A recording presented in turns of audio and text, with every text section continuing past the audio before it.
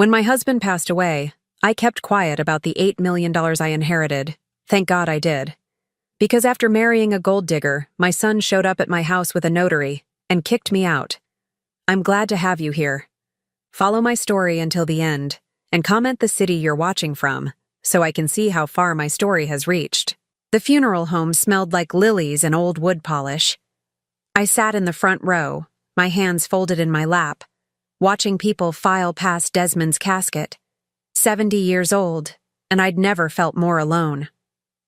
My husband of 42 years was gone, and the silence in our house would never be the same. Lionel sat beside me, his arm around my shoulders. At 35, he still looked like the little boy who used to climb into our bed during thunderstorms, but something felt different about him lately. Maybe it was the woman sitting on his other side, Milani. She'd been dating my son for 8 months, and I couldn't shake the feeling that she was performing rather than grieving. Her black dress was designer, her tears perfectly timed, and she kept checking her phone during the service. When she thought no one was looking, I caught her eyes scanning the crowd, calculating something I couldn't quite understand. "Mom, you okay?" Lionel whispered, squeezing my hand. I nodded, though I wasn't. Nothing would be okay for a long time. 3 days later, I sat in Mr. Patterson's law office, still wearing the same black dress I'd worn to select Desmond's headstone. The lawyer shuffled through papers, his expression serious behind wire-rimmed glasses. "Mrs. Thompson, your husband was very thorough in his planning," he said, sliding a thick envelope across his mahogany desk. "The life insurance policies, the investments, the property holdings, everything is detailed here." My hands trembled as I opened the envelope. Desmond had always handled our finances. I knew we were comfortable, but I'd never paid attention to the specifics. The number at the bottom of the page made my breath catch. $8 million. "I'm sorry. There must be a mistake," I whispered, staring at the figure. Mr. Patterson smiled gently. "No mistake, Mrs. Thompson. Your husband was quite successful with his investments over the years. He wanted to ensure you'd be completely secure." I felt dizzy. $8 million. Desmond had never mentioned anything close to this amount. We'd lived modestly, saving for retirement, but this was beyond anything I'd imagined. "What do I need to do?" I asked, my voice barely audible. "Nothing immediately. The funds will be transferred to your account within the week. I'd recommend speaking with a financial advisor, but there's no rush." That evening, I sat in my empty kitchen, the legal documents spread across the table where Desmond and I had shared thousands of meals. The house felt too big, too quiet. I picked up my phone to call Lionel, then hesitated. Something stopped me. Maybe it was the way Milani had acted at the funeral, or the strange questions Lionel had been asking lately about insurance policies and Dad's investments. Just last week, he'd casually mentioned how expensive it must be to maintain our house, how maybe I should think about downsizing soon. I set the phone down without making the call. The next morning, Lionel showed up unannounced. He let himself in with his key, something that had never bothered me before, but somehow felt intrusive now. "Hey, Mom," he said, giving me a quick hug. "How are you holding up?" "I'm managing," I said, quickly gathering the legal papers from the kitchen table and sliding them into a drawer. He glanced at my hands, noticing the movement. "What were those?" "Just some paperwork from the funeral home. Bills, you know." Lionel's eyes lingered on the drawer for a moment longer than seemed natural. "Mom, I wanted to talk to you about Dad's life insurance. You know, make sure you're taken care of. Did he have any policies through work?" The question felt loaded, though I couldn't say why. "I'm still sorting through everything, honey. It's overwhelming." "Of course it is," he said, but his tone had shifted slightly. "I just want to help. Maybe I could look through Dad's papers with you. Make sure you're not missing anything important." I studied my son's face, searching for the boy who used to ask me to read him bedtime stories. Instead, I saw something calculating in his eyes, something that reminded me uncomfortably of Milani's expression at the funeral. "That's sweet of you, but I think I need to handle this myself for now," I said carefully. Lionel's jaw tightened almost imperceptibly. "Mom, you don't have to go through this alone. Milani and I, we want to help. She actually has experience with this kind of thing. Her grandmother went through something similar." The mention of Milani made my stomach clench. What kind of experience? You know, dealing with estates, making sure everything's handled properly. She's really smart about financial stuff. I nodded, keeping my expression neutral. I'll keep that in mind. After he left, I sat in Desmond's old recliner, my heart pounding. My son had never shown interest in our finances before. He'd never offered to help with paperwork or asked about insurance policies. The questions felt rehearsed, like someone had coached him on what to ask. I thought about the $8 million sitting in my account, and a chill ran down my spine. Something told me that keeping this secret might be the most important decision I'd ever make. 2 weeks after my conversation with Mr. Patterson, I started noticing things I'd been too grief-stricken to see before. Lionel's visits became more frequent, but they felt different, calculated. He'd arrive with coffee and pastries, settle into Desmond's chair, and steer every conversation toward money. "Mom, have you thought about what you're going to do with the house?" he asked during one of these visits, his eyes scanning our living room like he was appraising it. I sipped my coffee, buying time. "It's too soon to think about that, honey." I know. But practically speaking, this place is pretty big for one person. The maintenance costs alone must be eating into your budget. Budget. He'd never used that word with me before. "I'm managing fine," I said, watching his face carefully. Milani spoke up from the couch, where she'd been unusually quiet. "Lionel's just worried about you, Mrs. Thompson. My grandmother held on to her big house too long, and it really drained her savings. She wished she'd downsized sooner." There it was again, the mention of her grandmother's finances. I was starting to think this grandmother was either very careless with money or completely fictional. "That's nice of you both to be concerned," I said, keeping my voice light.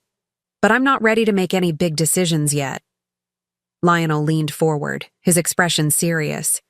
"Mom, I get that. But Dad always said you weren't great with financial stuff.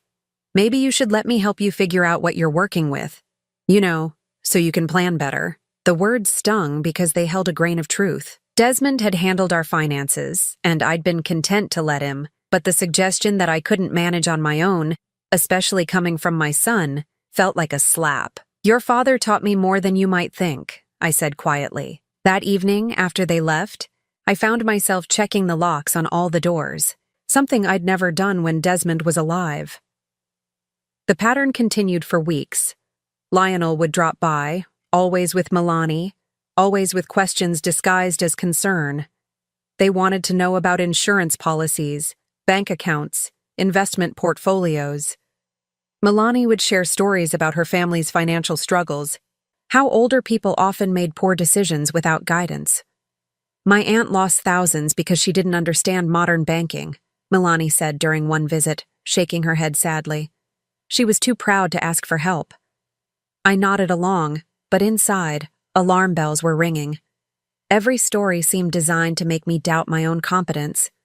The breaking point came on a Thursday afternoon. I was in the garden, tending to Desmond's rose bushes, when I heard voices from the kitchen. Lionel and Milani were making themselves coffee, and they clearly thought I couldn't hear them. "She's being ridiculous about this," Milani's voice carried through the open window. "Your dad had to have left her something decent. The man worked for 40 years. "I know, but she won't tell me anything," Lionel replied, frustration clear in his tone. "Every time I bring up money, she shuts down. Well, she can't hide it forever. Old people always slip up eventually." My hands froze on the pruning shears. Old people. The dismissive way she said it made my blood run cold. "Maybe we're pushing too hard," Lionel said, though he didn't sound convinced. "Baby, listen to me. Your mom is sitting on who knows how much money, living in this huge house, probably scared to spend a dime. She needs guidance whether she wants it or not. And frankly, that money should be helping us too. We're family." "I know, but..." "No buts. You're her only child. That money is going to be yours eventually anyway. Why should we struggle with the wedding costs and the down payment for our house when she's probably sitting on a nest egg?" Wedding costs, down payment. I pressed myself closer to the house, my heart pounding. "You think she has that much?" Lionel asked. "Honey, your dad was careful with money for decades. There's definitely something there. We just need to be smarter about how we approach it." I crept back toward the garden shed, my hands shaking. When they found me 20 minutes later, I was calmly watering the tomatoes, my face composed despite the storm raging inside me. "There you are," Milani said brightly. "We were just talking about our wedding plans. It's so expensive these days." "I'm sure it is," I replied, not looking up from the plants. "Mom," Lionel said, his voice taking on that carefully casual tone I'd grown to recognize. "We were wondering, Dad never mentioned anything about savings accounts or CDs, did he? Just so we know what you're working with." I straightened up, meeting his eyes directly. "Why would your father discuss our private finances with you?" "I just meant, if there's anything you need help managing." "I appreciate your concern, but I'm handling everything just fine." The look that passed between Lionel and Milani didn't escape my notice. Frustration, calculation, and something that looked dangerously close to resentment. That night, I sat in my bedroom with the legal documents spread across the bed. $8 million. I thought about Milani's words, about how they deserved this money, how I was just an old woman too scared to spend it. But I wasn't scared. I was angry. My son was discussing me like I was already dead, like my money was already his. The woman he wanted to marry was coaching him on how to manipulate his grieving mother. I gathered the papers and locked them in the safe Desmond had installed in our closet years ago. Tomorrow, I'd call Mr. Patterson and make sure everything was properly protected. If Lionel and Milani wanted to play games, they'd discover that this old woman still had a few moves left. The wedding invitation arrived on cream-colored cardstock with gold embossing. Expensive, very expensive. As I read the details, reception at the Grandview Country Club, dinner for 200 guests, open bar, I couldn't help but wonder how two people who'd been asking about my budget were paying for such an elaborate celebration. "Isn't it beautiful?" Milani gushed when they came to show me the venue photos. "We wanted something really special. I studied the pictures of crystal chandeliers and marble floors. It certainly looks lovely. This must be costing you a fortune." Lionel shifted uncomfortably. "We're managing. We got a good deal. Plus, it's a once-in-a-lifetime event," Milani added, her smile bright but her eyes calculating. "You can't put a price on memories." "Apparently, you could put a price on everything else, though." Over the next few weeks, the hints became less subtle. They needed money for the photographer, the flowers, the dress alterations. Each request came with a story about unexpected costs and broken payment plans. "The caterer is demanding an extra deposit," Lionel explained during one visit, his expression stressed. "Something about supply chain issues. We're short about $3,000. $3,000. Said so casually, like it was pocket change. "That's unfortunate," I said, continuing to fold laundry. "Mom, I know it's a lot to ask, but could you maybe help us out? Just this once. I'll pay you back after the honeymoon." I looked at my son, this man who'd never asked me for money before Milani entered his life. "I'm on a fixed income now, honey. I have to be careful." His jaw tightened.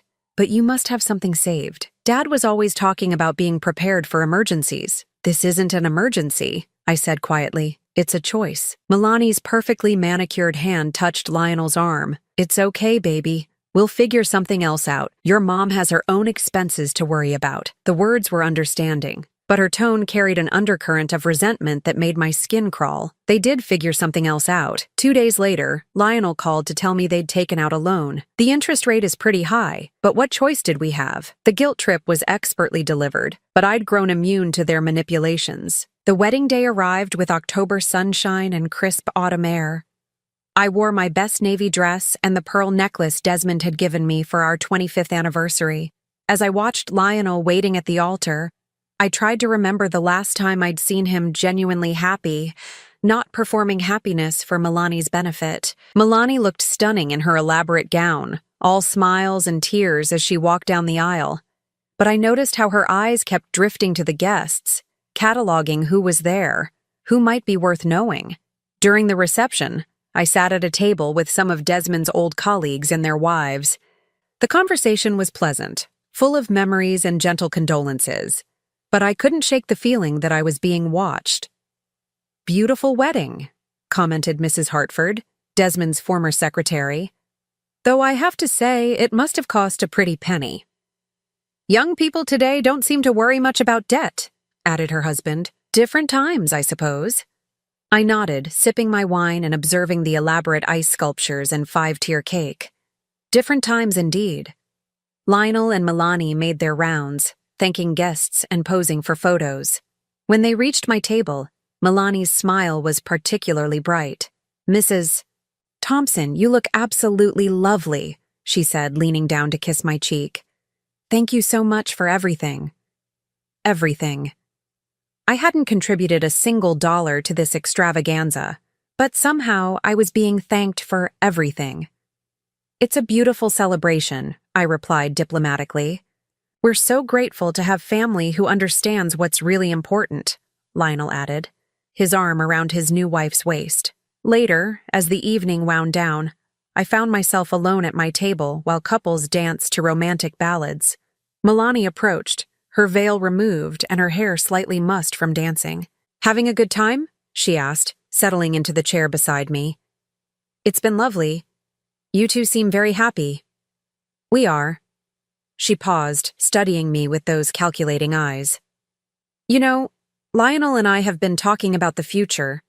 We're hoping to buy a house soon, start a family. It's exciting but also terrifying.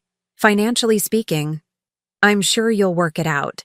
We will, though it would be easier with some family support. She leaned closer, her voice dropping to a confidential whisper. I know you've been careful with your money since Desmond passed, but Lionel is your only child. Shouldn't his happiness be worth some investment? The audacity took my breath away. On her wedding day, paid for with borrowed money, she was asking me to fund their future. My son's happiness has always been my priority, I said carefully. But I believe young couples should build their own foundation. Milani's smile faltered slightly. Of course, though some foundations are easier to build than others. 2 weeks later, the thank you notes arrived. Mine was handwritten in Milani's perfect script.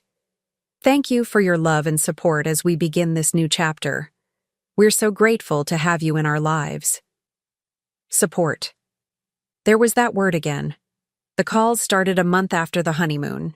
Always from Lionel, always with a crisis that required immediate financial assistance. The car needed repairs. Milani had a medical emergency. Their apartment's rent was being raised unexpectedly. Mom, I hate to ask, but we're really in a bind, became his standard opening line. I helped once with the car repairs, $500 that I knew I'd never see again. But it bought me something valuable. The confirmation that my instincts were right. The requests became more frequent, more urgent, always accompanied by stories of bad luck and unexpected expenses. When I started saying no, the tone of the calls changed. I don't understand why you're being so difficult, Lionel said during one particularly tense conversation. Dad would have helped us. Your father would have taught you to stand on your own feet, I replied. That's easy for you to say. You're sitting in a paid-off house with Dad's life insurance money. My blood ran cold. I'd never mentioned any insurance money. What makes you think there was life insurance? A pause. I just assumed, Dad was responsible about that kind of thing, but I heard the slip. The assumption that there was money to be had. Milani's coaching was becoming more obvious. After that call, I knew it was only a matter of time before they escalated their efforts. I just didn't know how far they'd be willing to go. 6 months after the wedding, they stopped asking and started demanding. It was a Tuesday morning when they arrived unannounced. I was in my garden, deadheading the roses Desmond had planted years ago, when I heard car doors slamming in my driveway. Through the fence, I could see Lionel's sedan and an unfamiliar silver BMW. Mom? Lionel called out as he let himself in through the back gate. We need to talk. Behind him walked Milani, dressed in a crisp business suit, and a middle-aged man carrying a leather briefcase. My stomach dropped even before Lionel made the introductions. This is Mr. Brennan, Lionel said, his voice unusually formal. He's a notary public. We've brought him here to help us with some important paperwork. I set down my gardening shears, wiping my hands on my apron. What kind of paperwork? Mr. Brennan stepped forward with a professional smile. Mrs. Thompson, I understand you need to update some legal documents. Your son has explained the situation. What situation?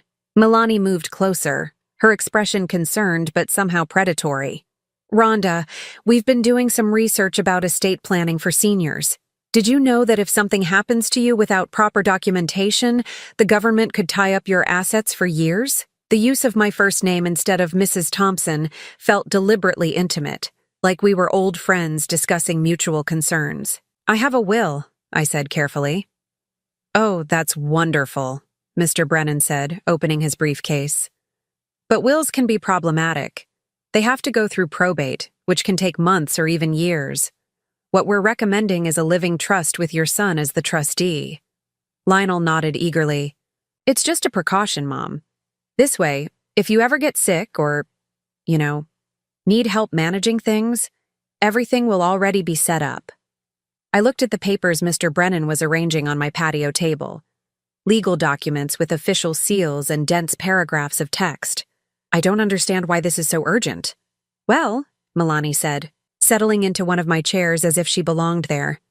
We've been reading about elder financial abuse. It's terrible how strangers can take advantage of older people who don't have family protection in place. The irony was breathtaking. Here they were, warning me about financial abuse while orchestrating exactly that. These documents would give Lionel power of attorney, Mr. Brennan explained. He could manage your finances, make decisions about your care, handle all the complicated legal matters. It would take such a burden off your shoulders. Burden. As if managing my own life was too much for my elderly brain to handle. I appreciate your concern, I said slowly. But I'm not ready to sign anything today. Lionel's face darkened. Mom, we're trying to help you. Do you realize how complicated your financial situation could become if you don't plan properly? What financial situation? I asked, testing them. Whatever Dad left you, he said impatiently. The house, savings, insurance policies. You can't just ignore these things. Milani leaned forward, her voice soft and persuasive. Rhonda, I know this seems overwhelming. When my grandmother went through this, she was scared too. But having family handle these details gave her such peace of mind. The grandmother again. I was beginning to think Milani's entire family existed purely to provide cautionary tales. Mr. Brennan checked his watch. I do have other appointments this afternoon. If we could just review these documents quickly. I need time to think about this, I said firmly. Think about what? Lionel's patience was clearly running thin. Mom, this is basic estate planning. Every financial advisor would tell you the same thing. Then I'll speak to a financial advisor. My own financial advisor. Milani and Lionel exchanged a look that confirmed everything I'd suspected. This wasn't about protecting me. It was about gaining control of assets they assumed I had. Mrs. Thompson, Mr. Brennan said, his tone becoming more insistent. I understand your hesitation, but these documents are really quite standard. Your son has already covered the fees for my services today. Fees? Of course. They'd paid this man to come here and pressure me into signing away my independence. How much do you think I'm worth? I asked suddenly. The question hung in the air like a challenge. Lionel blinked, caught off guard. What? You're all so concerned about my financial situation. I'm curious what you think needs protecting. Mom, that's not... We just want to make sure you're covered. Covered for what? What exactly do you think your father left me? Milani jumped in, her voice smooth as silk. We're not trying to pry into your private affairs, Rhonda. We just know that Desmond was a careful man who provided well for his family. And you assume that provides well means a lot of money? We don't assume anything, Lionel said. But his eyes betrayed him. We just want to be responsible. I stood up, brushing dirt from my apron. I think you should all leave now. Mom, don't be stubborn about this. I'm not being stubborn. I'm being careful, which, as you pointed out, is something your father taught me. Mr. Brennan began gathering his papers, clearly uncomfortable with the tension. Perhaps we could reschedule when you've had time to consider. There won't be a reschedule, I said firmly. Milani's mask slipped for just a moment, and I saw the flash of anger beneath her concerned expression. Rhonda, you're making a mistake. Family is supposed to help each other. Yes, I agreed. They are. After they left, I sat in my kitchen with a cup of tea, my hands still trembling from the confrontation. They'd actually brought a notary to my home, had legal documents drawn up, and expected me to sign away control of my life without question. The scariest part was how plausible it all sounded. Elder financial protection, family trusteeship, legal safeguards.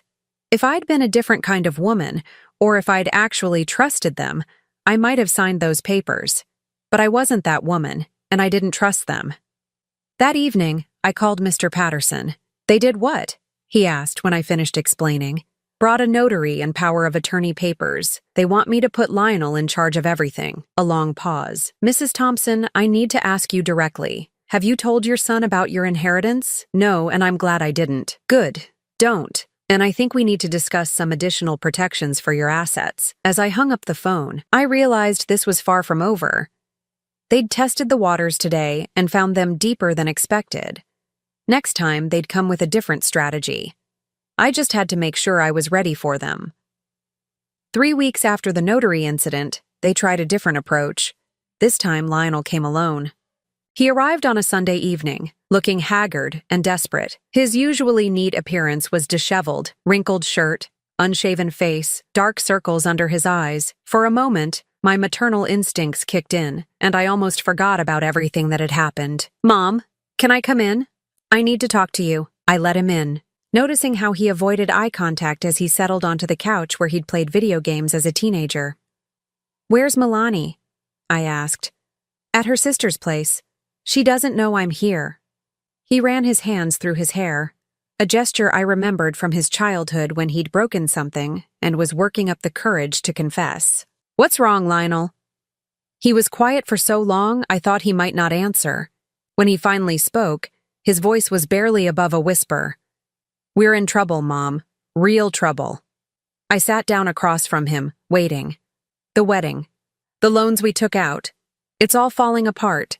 We owe over $60,000, and the credit cards are maxed out. Milani keeps saying we need to declare bankruptcy, but I won't do that to you. To me? Because I know Dad left you something. I know you're being careful with it, trying to make it last. But Mom? He looked up at me then, and I saw tears in his eyes. I'm drowning. For a moment, my heart broke for him. This was my son, the boy I'd raised, asking for help. But then I remembered the notary, the calculated conversations, the way Milani had coached him. How much do you think your father left me? I asked gently. I don't know. Maybe 50,000. 50. 100?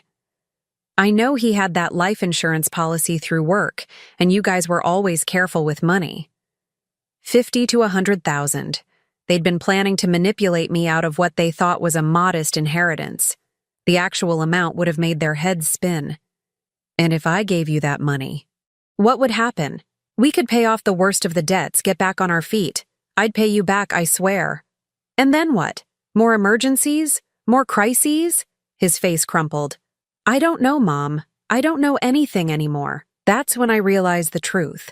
Lionel wasn't the mastermind behind this scheme. He was as much a victim as I was. Tell me about Milani, I said softly. What do you mean? Tell me how she talks about money, about me, about our family. Something in my tone must have warned him, because he straightened up, suddenly alert. Mom, what are you getting at? Just answer the question. He was quiet for a long moment, then sighed.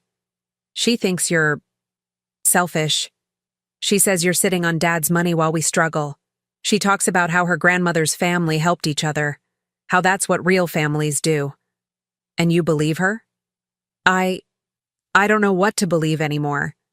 Everything's such a mess. I stood up and walked to the window, looking out at the garden Desmond and I had planted together. Lionel, I need to tell you something, and I need you to listen carefully. He nodded, wiping his eyes. Your father left me $8 million. The silence that followed was deafening. I turned around to see Lionel staring at me, his mouth open.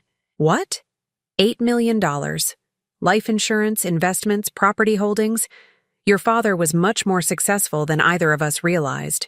$8 million? He couldn't seem to process the number. "And I've never told you because I've been watching what this imaginary inheritance was doing to you. How it was changing you."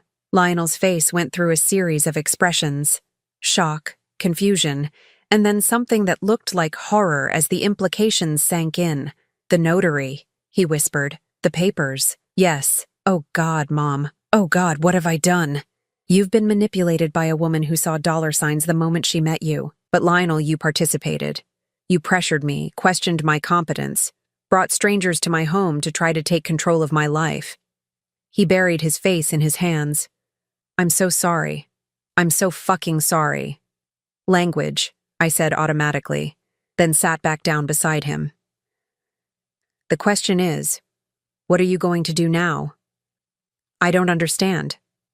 "You have a choice to make. You can go home, tell Milani about the money, and continue down this path, or you can decide who you want to be." Lionel looked up at me, his eyes red and swollen. "What do you mean?" "I mean your wife married you because she thought you'd inherit money someday. Everything she's done, every suggestion she's made, has been designed to get her hands on what she thought I had. Now you know the truth. What are you going to do with it?" He sat there for what felt like hours, though it was probably only minutes. When he finally spoke, his voice was different, stronger. "She's been playing me." "Yes." "All of it. The wedding, the debts, the pressure about you. She's been playing me this whole time." "What gave it away?" A bitter laugh escaped him. "The grandmother stories. I just realized she told me her grandmother died when she was 5. I felt a cold satisfaction at having my suspicions confirmed." "What are you going to do?" Lionel stood up, his jaw set in a way that reminded me of Desmond when he'd made a difficult decision. "I'm going to go home and have a conversation with my wife. And then I'm going to figure out how to fix what I've broken." He paused at the door, turning back to me. "Mom, will you ever be able to forgive me?" I looked at my son, this man who'd lost his way but seemed to be finding it again. "We'll see." After he left, I sat in the quiet house, feeling lighter than I had in months. The truth was finally out there, and whatever happened next, at least it would be real. I just hoped Lionel was strong enough to handle what came next. The call came at 6 in the morning, 3 days after my conversation with Lionel. "She's gone." His voice was hollow, exhausted. I sat up in bed, instantly awake. "What happened?" I confronted her about the money, about everything. "And Mom, you were right about all of it." I waited, letting him find his words. "She admitted it, said she'd been researching you and Dad from the beginning, trying to figure out what you were worth. She even hired someone to look into your finances, but apparently Dad was really good at keeping things private." My blood ran cold at the thought of strangers investigating my life, but I stayed quiet. "When I told her how much money you actually have, her whole face changed. She started making plans immediately. How we could contest Dad's will, claim you were mentally incompetent, force you into a care facility so we could manage your assets. Dear God, I told her I wouldn't be part of it." That's when she showed me who she really was. His voice cracked. "She said I was pathetic, that I'd blown the biggest opportunity of my life because I was too weak to stand up to my mother. I'm sorry, honey. Don't be. You tried to warn me, didn't you? All those times you seemed uncomfortable around her. All those questions you didn't answer. You were protecting yourself. And protecting him too, though I didn't say so. She's filed for divorce," he continued. "Took half our wedding gifts and cleaned out our joint account. Left me with all the debt." I closed my eyes, feeling a mixture of relief and sadness. Relief that the threat was gone, sadness that my son was hurting. "What will you do now?" "I don't know. Declare bankruptcy, I guess. Start over. Try to figure out who I am when I'm not being someone else's puppet." We talked for another hour. He apologized again, and this time I heard something different in his voice. Not just remorse, but understanding. He was finally seeing clearly. After we hung up, I made myself breakfast and sat in my garden with my coffee, watching the sunrise paint the sky pink and gold. For the first time in months, I felt truly peaceful. Over the next few weeks, Lionel and I began the slow process of rebuilding our relationship. He declared bankruptcy, moved into a small apartment, and got a job at a local hardware store. He visited me every Sunday, and gradually, I began to see glimpses of the son I'd raised. "I keep thinking about all the things she said about you," he told me during one of these visits. "How selfish you were. How you didn't understand what family meant. But you were the one acting like family. You were protecting me even when I was treating you terribly. You weren't yourself," I said simply. "That's no excuse. I chose to listen to her instead of trusting my own mother." It was true, but I could see he was punishing himself enough without my help. 3 months after Milani left, I made a decision that surprised even me. "I'm selling the house," I told Lionel during one of our Sunday visits. He looked up from the photo album we'd been going through, pictures of him growing up in this house. "Are you sure?" "I'm sure. It's too big for one person, and I'm ready for an adventure." "What kind of adventure?" I smiled, feeling excited for the first time in years. "I'm going to travel. See all the places your father and I talked about visiting but never made time for." "Mom, that's amazing. I've already talked to a travel agent. I'm starting with a Mediterranean cruise next month, then maybe New Zealand in the spring." Lionel grinned, and for a moment he looked like the little boy who used to beg me to take him on adventures. Dad would have loved that. Yes, he would have. The house sold quickly to a young family with 3 children. I watched them walk through the rooms where I'd raised Lionel, where Desmond and I had built our life together, and I felt nothing but happiness for them. I kept a few meaningful pieces: Desmond's favorite chair, our wedding china, photo albums, and donated the rest. 42 years of accumulated possessions reduced to what would fit in a small storage unit. It felt liberating. Lionel helped me move into a beautiful senior living community downtown. Not because I needed care, but because I wanted the freedom to travel without worrying about maintaining a house. "You know," he said as we arranged my furniture in my new apartment, "I used to think Milani was sophisticated because she wanted expensive things. But this is real sophistication. Being able to let go of things that don't matter anymore." 6 months later, I sent him a postcard from Santorini. The picture showed white buildings cascading down a cliff toward impossibly blue water. On the back, I wrote, "The sunset here reminds me of the ones we used to watch from our back porch. Save some Sunday dinners for me. I'll be home in 3 weeks." But home didn't mean the same thing anymore. Home was wherever I chose to be, whoever I chose to share my time with, whatever adventures I decided to pursue. I thought about Milani sometimes, wondering if she ever found another family to exploit. I hoped not, but mostly I just felt grateful that she'd shown me how strong I really was. At 70 years old, I'd learned that the most powerful thing you can do is say no to people who don't have your best interests at heart. Even when those people are supposed to love you. Especially then. The inheritance Desmond left me wasn't just money, it was freedom. The freedom to choose my own path, to protect myself from manipulation, to live the rest of my life on my own terms, and I intended to make the most of every single day of it. Now I'm curious about you who listened to my story. What would you do if you were in my place? Have you ever been through something similar? Comment below. And meanwhile, I'm leaving on the final screen 2 other stories that are channel favorites, and they will definitely surprise you. Thank you for watching until here.